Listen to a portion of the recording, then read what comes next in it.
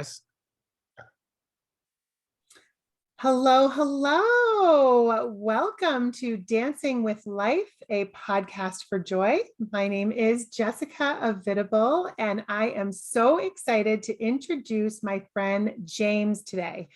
James Giunta is an amazing hypnotherapist, and he has even taken his work to TED. There is a TED Talk where he hypnotizes the group. It is so cool, and we'll put all the links in the show notes so that you can find James. We met in a personal growth and development seminar, and I wanted to bring him on the show to share the joy with you because James knows that when we feel good and confident with ourselves, that life just looks better.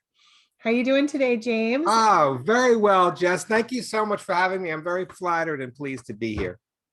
Awesome. Awesome. So how did you get into hypnosis? Tell us your journey. Wow. Well, it started when I was a teenager.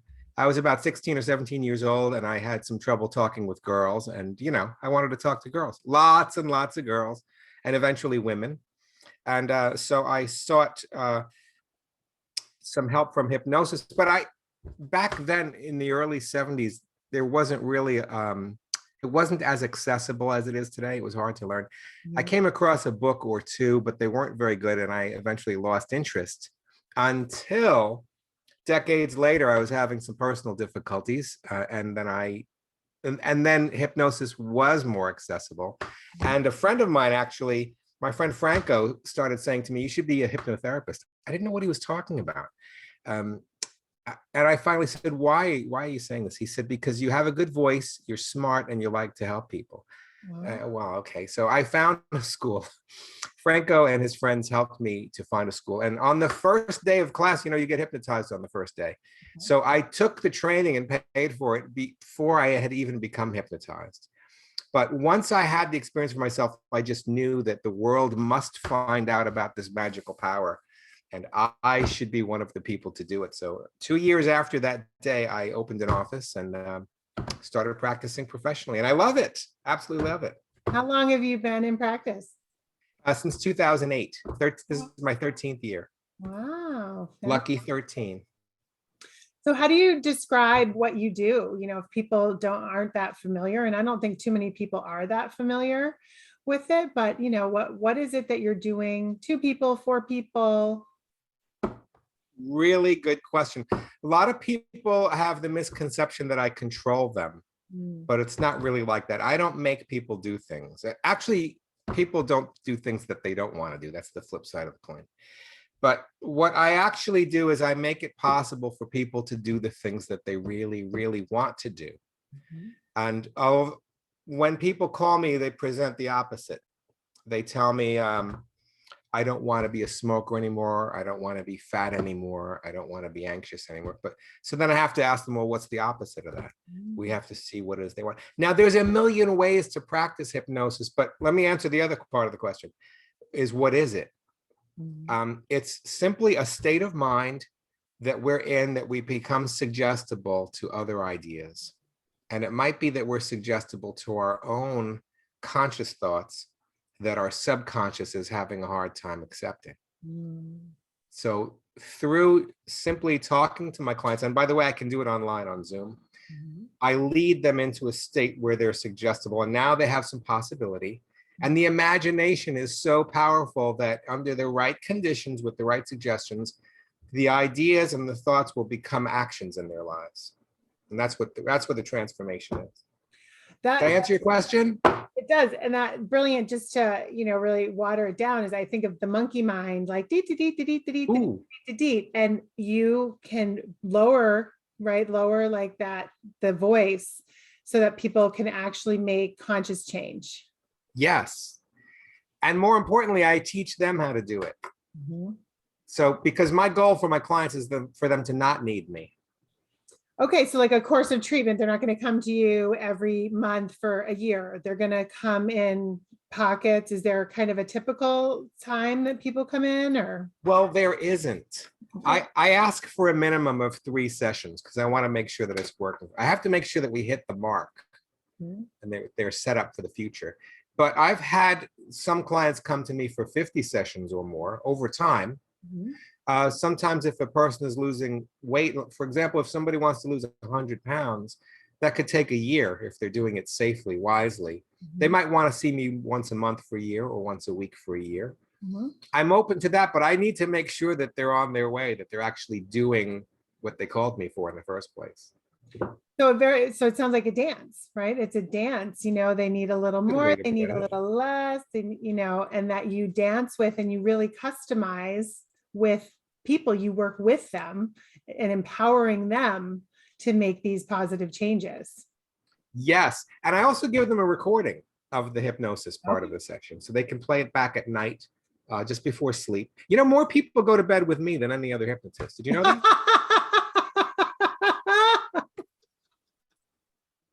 That's awesome. That is amazing. Yes. Mhm. The last thing that people hear before they go to bed is your sweet voice. So Yes. since this is a podcast for joy, how important is joy, to you, and how does it fit into your work? Joy. I love when you bring this up, Jessica, because you are pure joy. That's what you bring when you show up. Mhm. Um, I did want to make a point about that. When we're talking about feeling joy, joy as an emotion, there's also, as you know, there's a physical sensation of joy when we're feeling it. And then there are thoughts about joy. We might remember a joyful experience, or we might fantasize about a future experience that we expect to be joyful. Like, oh, I can't wait for the weekend, or that vacation is going to be so wonderful when we get there. But I do want to make a point that, in the work that I do, thoughts and feelings and physical response in the body are all happening at the same time. One can trigger the other two, but they're all happening at the same time. They don't occur at the same time. But in order to fully experience life, I teach my clients to link the three. We call it anchoring. Hmm. So we want to anchor physical response with the thoughts and emotions. And there might be a number of these things. You might think of it as neural pathways, Mhm. habits. So Mhm. altering the neural pathways is how we change habits Mhm. scientifically. Mhm. In order to keep it going or recreate it each time, I teach them how to anchor these things. A physical response in the body could be an activity, or it could also be doing nothing, Mhm. or it could also just be a sensation. My leg hurts, or I feel love right here in Mhm. my chest. So you use the body too, for the you don't separate. There's no like, this is what I'm Yes. thinking. Like you work with the body. Yeah. I have a question for you. Okay. I don't know of any life experience that includes anything other than thoughts, feelings, and physical response. Can you think of anything?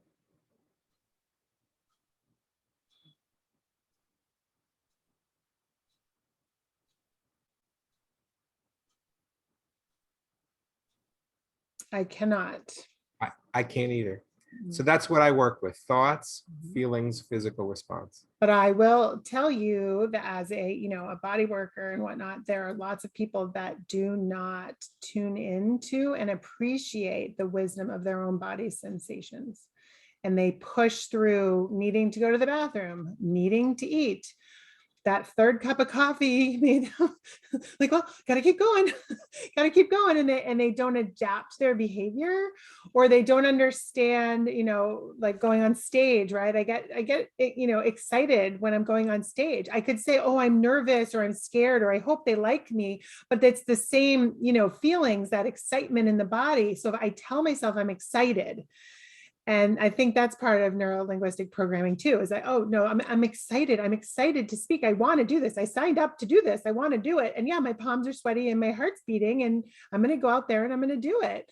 I don't Yeah. want to be absent of reaction. That's how I know I'm alive, is that I have Yay. sensations. Mhm. That's it. Do you have a favorite client transformation to share with us? Oh my goodness.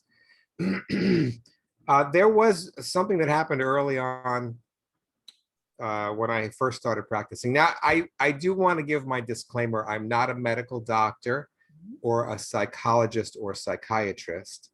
I do not have an opinion on medical treatment because I'm not a doctor.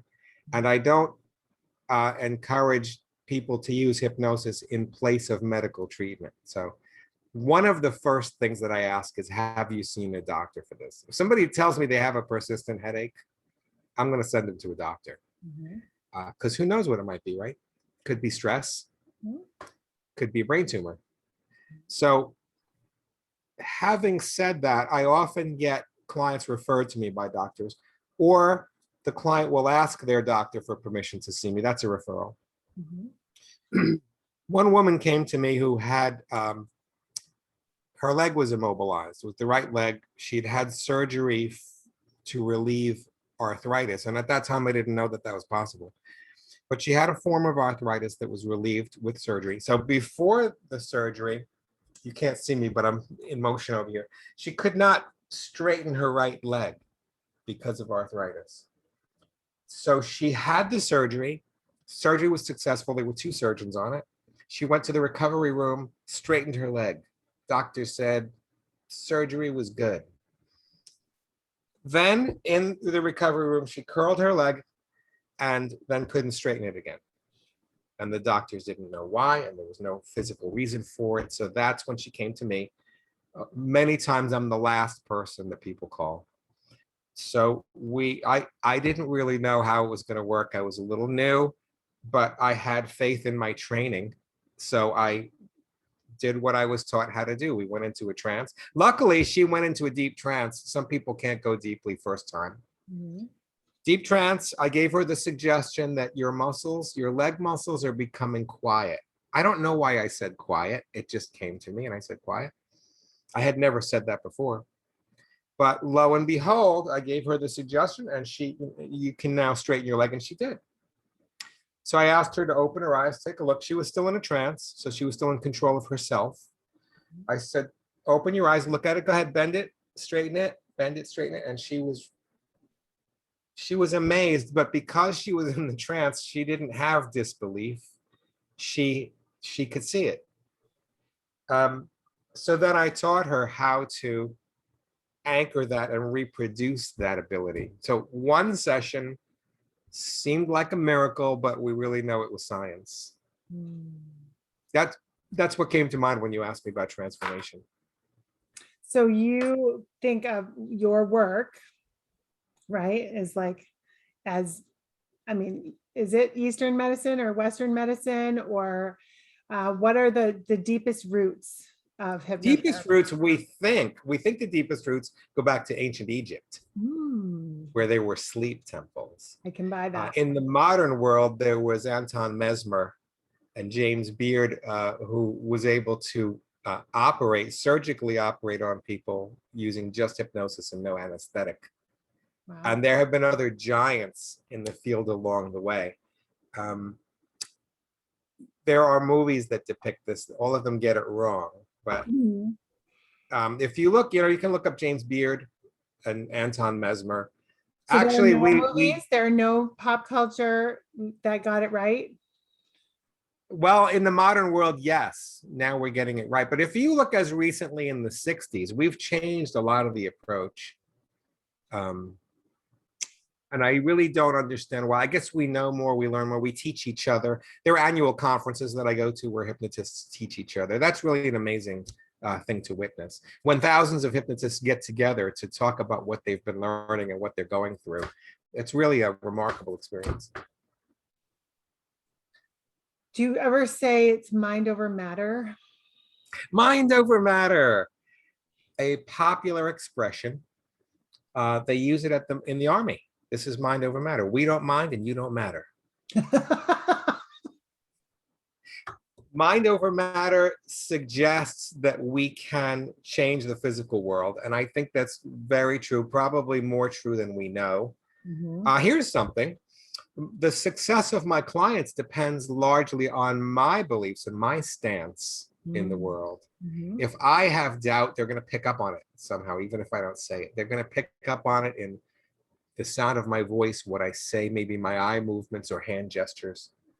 So I need to be congruent. I need to be faithful and really up on my work each time. I need to clear myself. If there's something going on with me, I need to put that aside so I can work with my client fairly, give them the best. Mind over matter is, it's not descriptive enough, but yes, we do have influence over the physical world.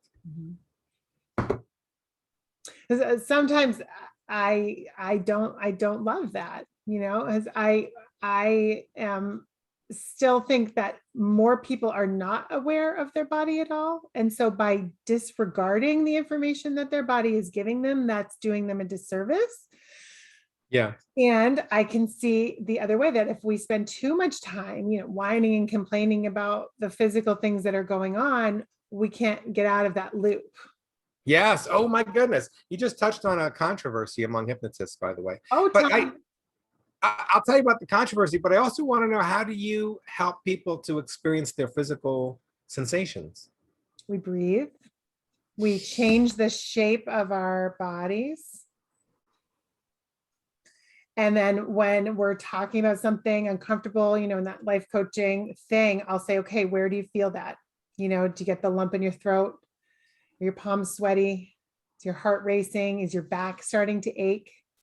Because sometimes, our mother-in-laws are in our low back, and Yes. it can be pretty quick, and it can be a pretty amazing aha to, talking through, and then have somebody just ask, like, where's that in your body? And then they're like, oh, and so then when they leave me and they go and they feel, oh, I have my low back pain. Oh, maybe that's okay.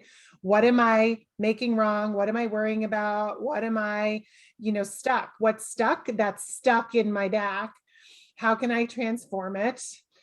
And, what do I need to do? Do I need to go take a nap? Right. Call a Right. friend and go get a latte and, put some play, how do I change this up? How do I mix it up? Wonderful. And that they succeed then, right? Yes. Working with the body. Yeah. How long have you been practicing? I have been doing this kind of work for about 18 years. Wonderful. Wow. As a Lots of NIA history. teacher, and then specifically as a coach for about 10 years. So it is, every person is a whole chemistry lab of discovery and wonderment, and the past, the present, and creating the future, creating a future Yes. that they want to live into. How wonderful. Yes. So how can we learn more about you? Wait, I want to talk about the controversy, if I may. Oh, yeah, sorry. The controversy among hypnotists is, do we want to even mention the bad thing that they're going through, or the bad thing that happened to them? Or do we want to just lead them into something wonderful and good? Well, my view, and I don't say that, it's certainly not the only view. It may not even be correct, but what I'm working with is, I want my client to be clear on what they're letting go of. So processing the information means that we're going to look at it, they're going to examine it and feel it, and then we're going to transform it. I don't go right to rainbows and unicorns, because then I feel I would be doing them a disservice if we're not looking at what really happened. Did something happen? Yes, it did. Now, if they're dwelling on it, it's because they have a story about it. So now it's not just what happened, it's how they feel about it, what it means to them. If they can reframe it or transform it to, the best way really is, this happened so that I can be a stronger, wiser person now. Or that happened so that this other thing can happen in the future. This wonderful thing that's about to happen. So the other thing is, I don't like to do regressions. I don't want to re-traumatize somebody. I do it in some cases. For smokers, I do a regression to when they started smoking. But I don't leave them in the trauma. When they're examining what happened and how they're feeling about it, the idea is to transform it. Okay, now that you're fully aware of what you're letting go of, come with me into this trance, and let's rewrite the story for you and create a different future. So how do you feel about that? Do you let your clients dwell, or do they visit? No, we don't dwell, but we do name. And, I know, I'm sure you're familiar with tapping, right? Where Oh, sure, yes. I have training in that, yes. And there are people that don't like, because the way I learned how to tap is that we say the negative thing, the thing we're feeling, the thing we're worried about, the thing, and then we transform it into what we want to feel. And some people want to just skip to rainbows and unicorns, and they're not really truly acknowledging what they're letting go of. I don't know. I mean, so many of our issues, they didn't happen yesterday. This is, 20 years of telling yourself a negative story. So saying it a few more times, I don't think is going to make that much of a difference. Right. Yes. Right. But I have also had clients who tell me, I don't want to think about it. I want to do that. Well, give it a name then. That I think there are themes that come up in relationships. And so whatever happened with boyfriend when you were 15 is going to come up with boyfriend when you're 25 and husband when you're 35. If you don't name, oh, I have a daddy issues and I want to be the good little wifey or good little helper. And if you can't look back at those relationships and see the common thread, you can't transform it. You can't be like, oh, okay, I'm not going to do that anymore, unless you see the pattern. I agree. Mm-hmm. So that's the beautiful gold. So how can we learn more about you, my dear? You can go to my website, transformationhypnosis.com.